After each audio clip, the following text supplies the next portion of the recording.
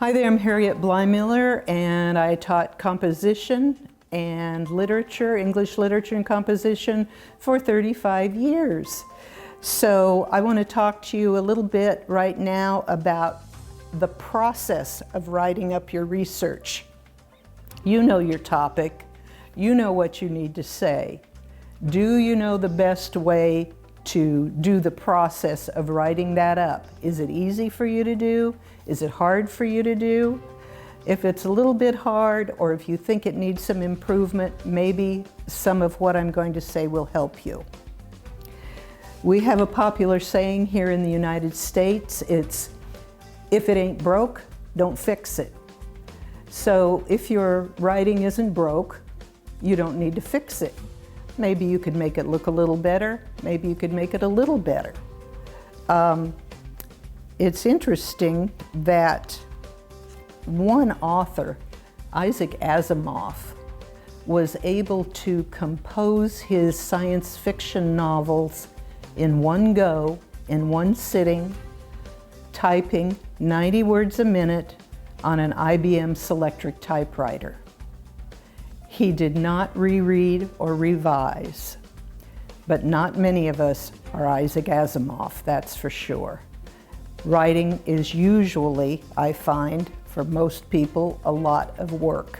And I want to help reduce that work by offering you some steps to go through to break it down so that you're doing a little bit at a time and don't become overwhelmed by the whole process. Actually, I think that writing and learning to write can be a lifelong process. We continue to improve. Anyway, when you are writing, you take 4 variables into account. That is the nature of the occasion, and as I've said in another video, that might be your thesis, your dissertation, an article, a chapter in a book, a monograph. I don't know what it might be. It might be any of those things. You also have a certain audience or readers. If it's a thesis or dissertation, you have your advisor, and then your committee. If it's an article, you may have recommended peer reviewers that you know of that you want to review your article.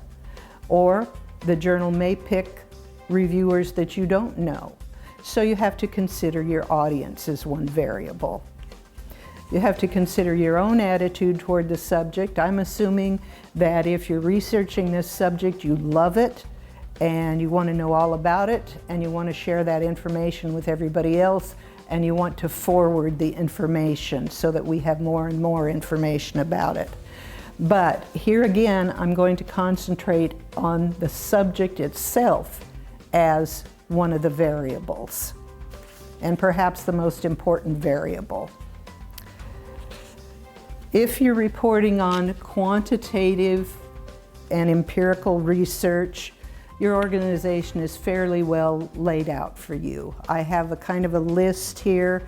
This is a pattern that most quantitative papers follow. A description of the problem or the question, the need for a solution or an answer, the topic's relationship to society or science or whatever the larger part of the topic is. You have to give the background, and oftentimes that comes in the form of a literature review, which may be chronological or it might be thematic. I don't know that. Again, it depends on the subject. Then you go into your methods, including a justification for them, and your materials. You record your results in detail. Then you discuss them. You talk about the limitations of your study, and you draw your conclusions. Sometimes you'll also include recommendations or suggestions for action. So there you have a very nice process and steps that are already laid out for you that you can follow. And it seems relatively linear, and it's been established ever since the scientific method gained prominence. However, the scientific paradigm has now shifted, and we have to consider reporting on qualitative research, which is a little bit of a different animal. And this pattern that I've laid out is not so easily followed in qualitative research, although many of the things do overlap: the background, the literature review, the problem, and so on. For instance, in the social sciences, maybe the literature review might be more thematic rather than chronological, but that depends on that section itself and how you want to set it up. Then we have research in philosophy, which is entirely different since it is a logical argument based on earlier work by someone else, and it does take the form of sort of a debate. So-and-so says this, and then so-and-so said that, but I say this. So that doesn't exactly come with a linear kind of organization, and the writer has to come up with that organization.